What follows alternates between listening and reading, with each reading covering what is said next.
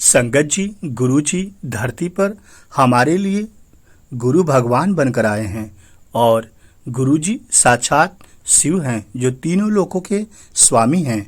गुरु जी कहते हैं कि उनके पास बरसों से संगत आती है पर वो किसी मांग को लेकर आ रही है।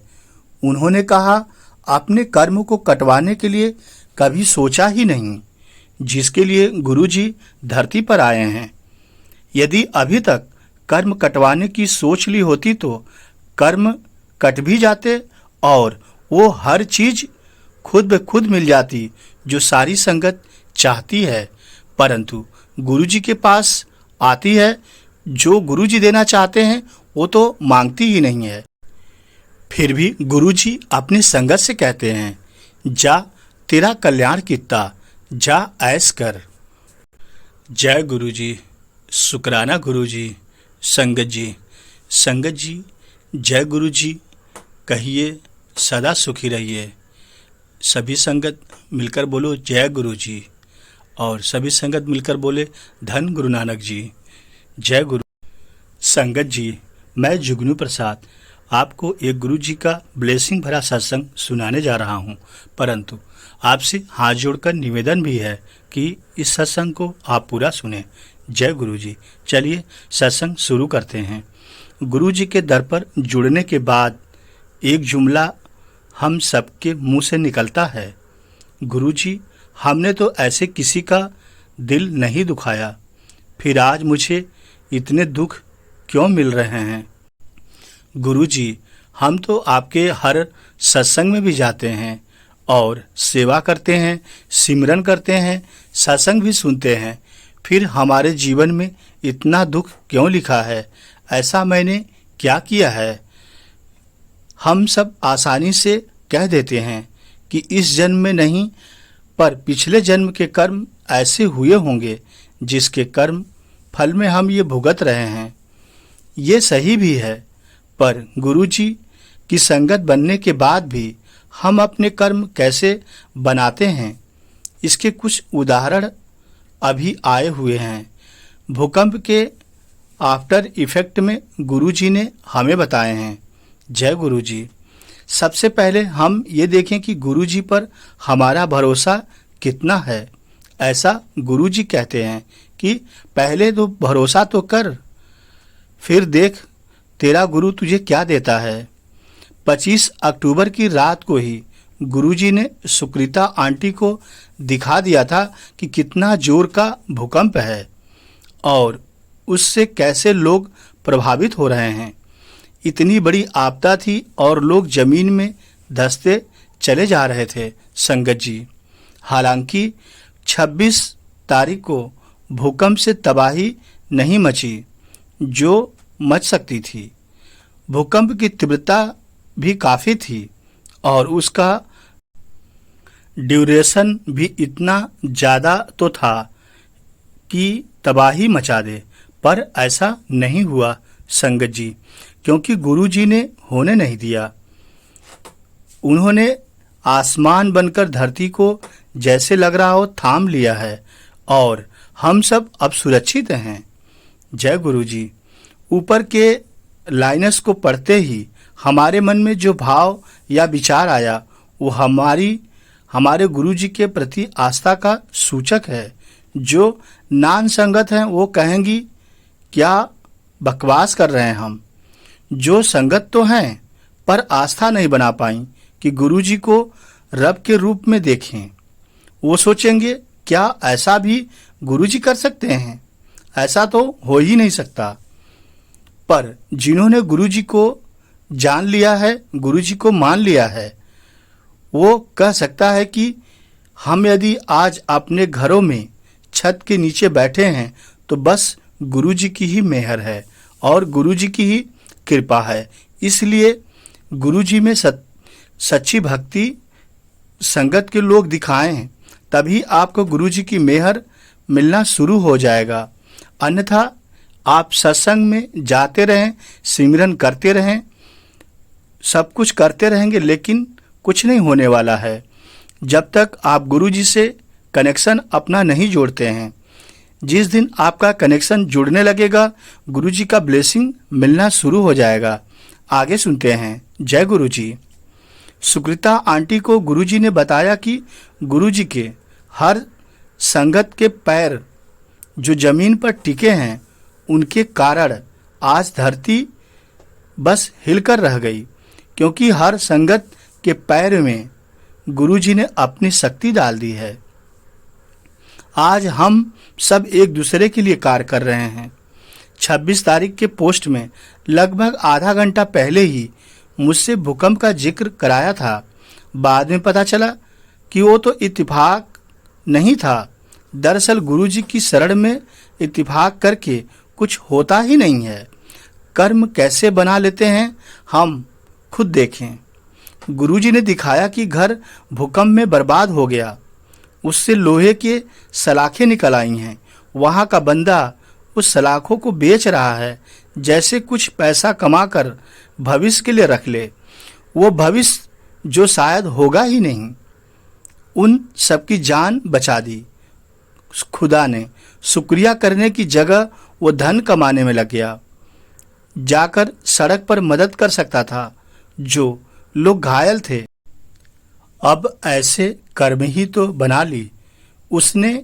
दूसरे किसी जगह को दिखाते हैं जहां कुछ लोग चले गए पर कुछ बच गए। जो बच गए वो कहते हैं कि चलो हम तो बच गए। जो चला गया सृष्टि की यही इच्छा थी, तभी तो डंडा उसके ही सर गिरा।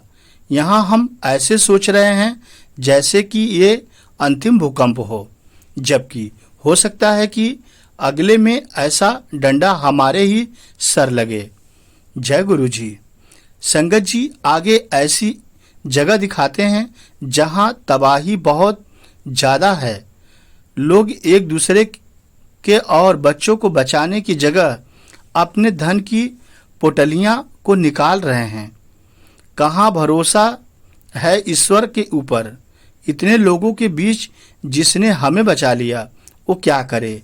हमारे खाने का इंतजाम नहीं करेगा, पर हम तो ऐसे बर्ताव करते हैं जैसे कि हम अपनी मेहनत के कारण बच पाए हैं और अब आगे हमारा धन हमें आने वाले विपदा से बचाएगा।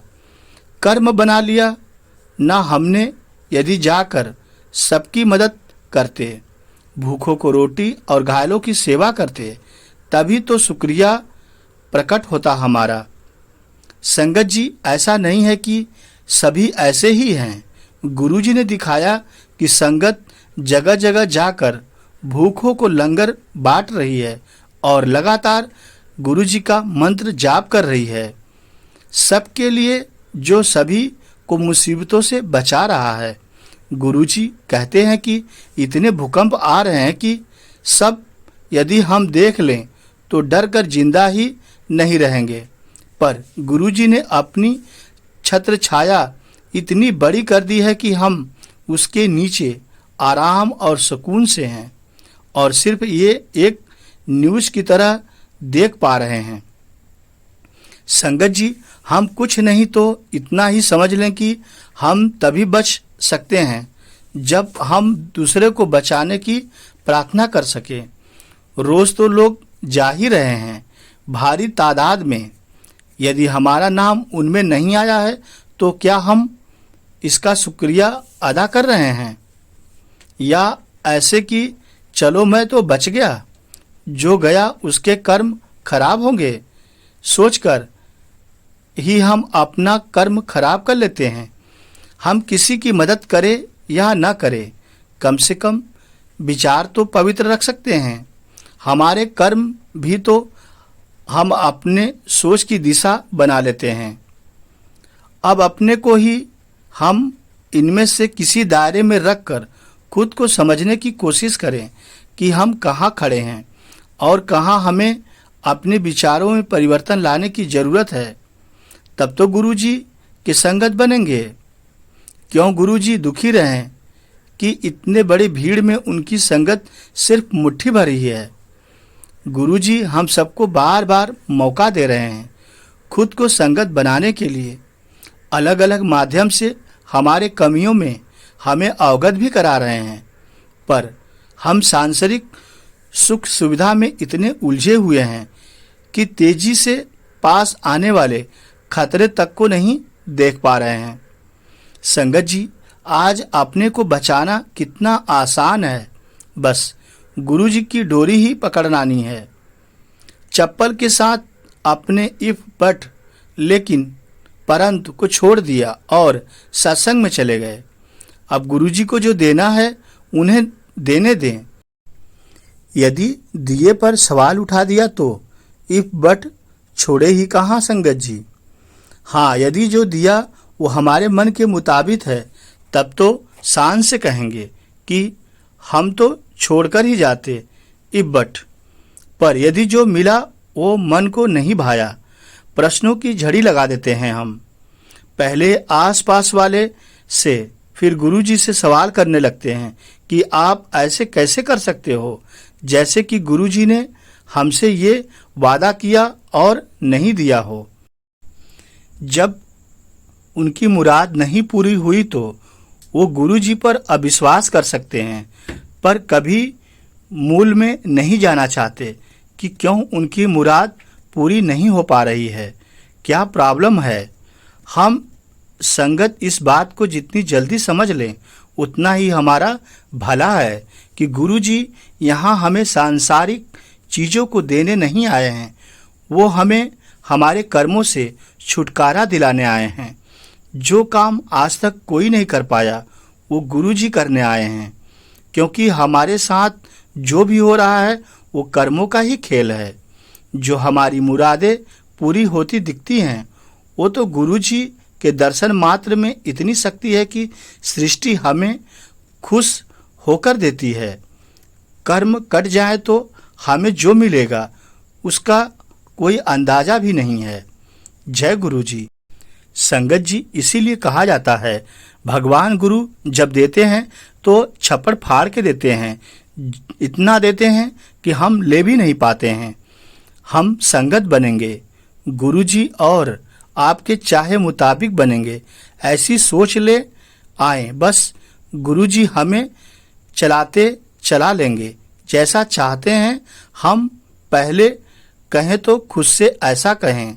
जय गुरुजी। शुक्राना गुरुजी। संगत जी, गुरुजी की रजामंदी जिसमें हो वही हमारे लिए खुशी है। जो गुरुजी देना चाहें वो दें, उसी में हमें संतोष करना चाहिए। जय गुरुजी। ब्लेसिंग ऑलवेज गुरुजी। शुक्राना गुरुजी। गुरुजी, संगत जी, आप सबका भी बहुत शुक्राना, गुरुजी का शुक्राना। अब सत्संग हमारे यहाँ गुरुजी चाहेंगे ऐसे ही गुरुजी आते रहे, बराबर ऐसे ही रौनक लगती रहे, संगत आती रहे और बस ऐसे ही हम गुरुजी को याद करते रहे, गुरुजी का नाम लेते रहे। लख लख शुक्राना संगत जी का, लख लख शुक्राना गुरुजी का।